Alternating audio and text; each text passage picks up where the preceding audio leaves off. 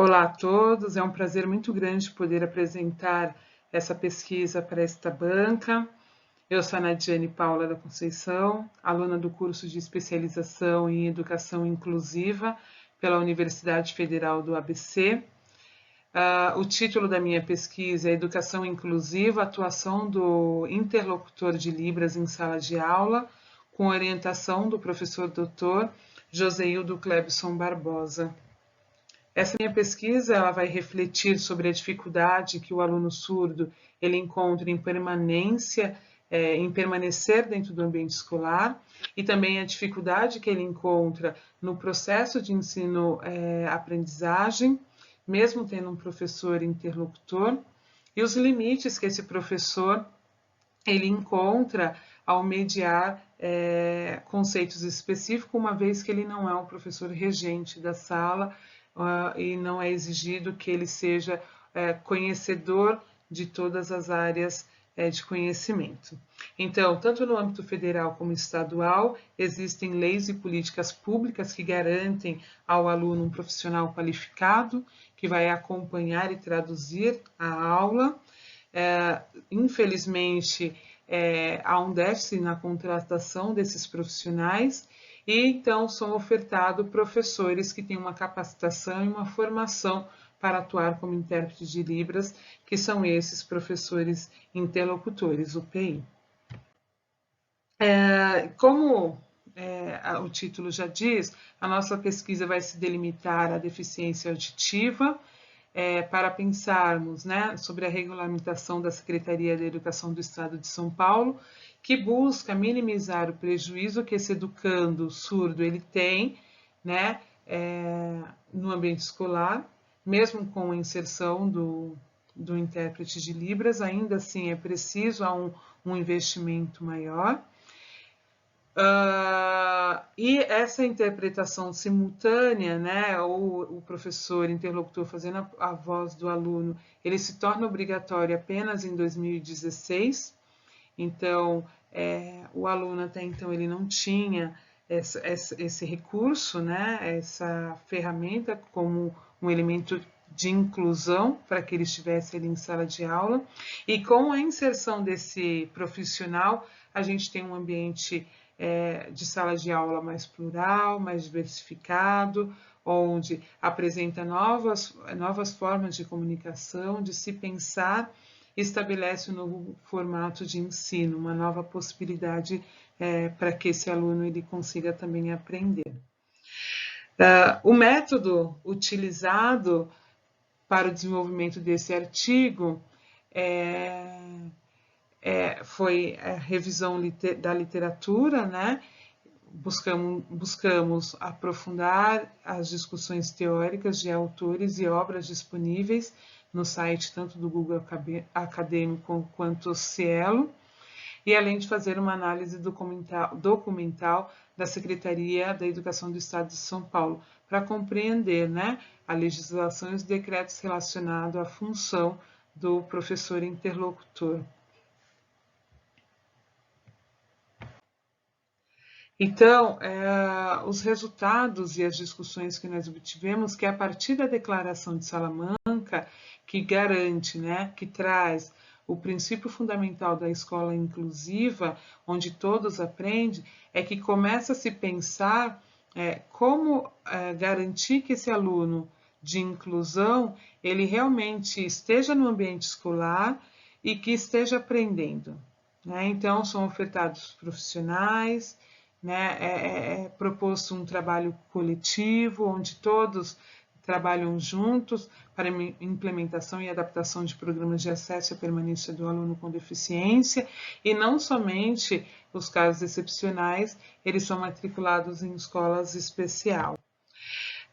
Então, o que chama atenção também nessas nossas discussões é o termo utilizado, interlocutor e intérprete. Então, por que a Secretaria da Educação do Estado de São Paulo ela não utiliza, não nomeia aquele profissional como intérprete? Porque ele entende que o intérprete ele tem que ter um domínio sobre as duas línguas e durante o processo da aula ele estaria apenas fazendo a interpretação daquilo que o professor está falando. A proposta do interlocutor é que ele seja um profissional flexível, um professor flexível, ou seja, ele tem que atender às necessidades do aluno, ele tem que utilizar a estratégia para que esse aluno ele consiga compreender o que está sendo ensinado. Então, o professor interlocutor, ele não somente traduz, mas ele, junto com o professor de sala, em parceria com o professor de sala, ele vai pensar em estratégias para que esse aluno ele consiga acompanhar o que está sendo apresentado, que ele não seja prejudicado apenas na tradução, mas que ele possa também interagir e que seja ofertado para ele exemplos com imagens, com objetos, né, recursos visuais, para que esse aluno ele também compreenda o que está sendo explicado. E o que é mais importante, que não é somente do professor interlocutor a responsabilidade desse aluno deficiente que está sendo matriculado, é a responsabilidade de toda a escola. Então, toda a escola tem que garantir que esse aluno ele esteja lá e que ele tenha condições de aprender.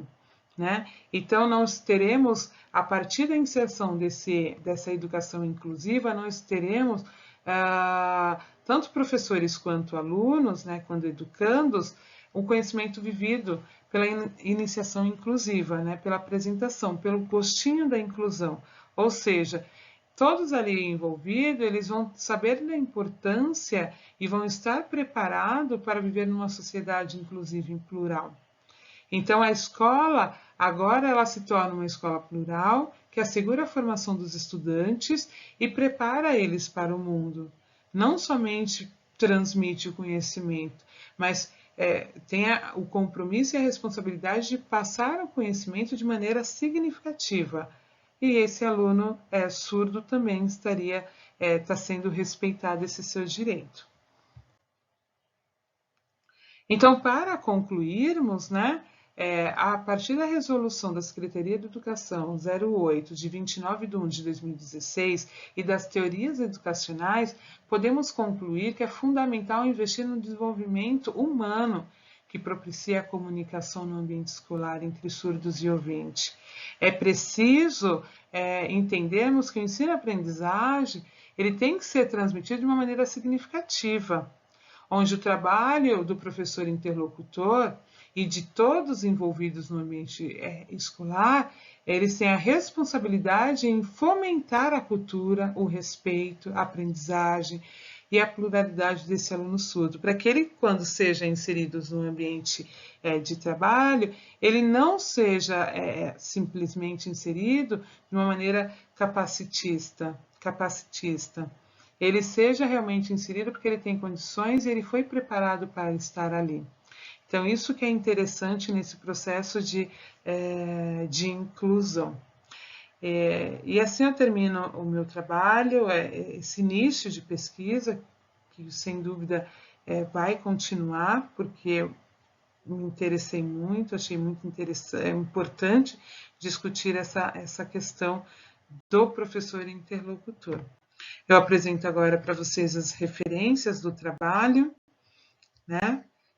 E quero agradecer, né, à Universidade Federal do ABC pela oportunidade de participar de um curso tão maravilhoso quanto esse, agradecer aos professores, o tutor que me acompanhou e que também é meu orientador.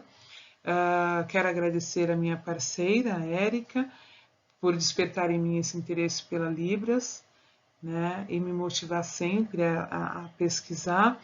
Quero agradecer aos meus alunos, a interlocutora Rutineia, que eu tive contato e que contribuiu muito e que fez com que essa pesquisa também se desenvolvesse.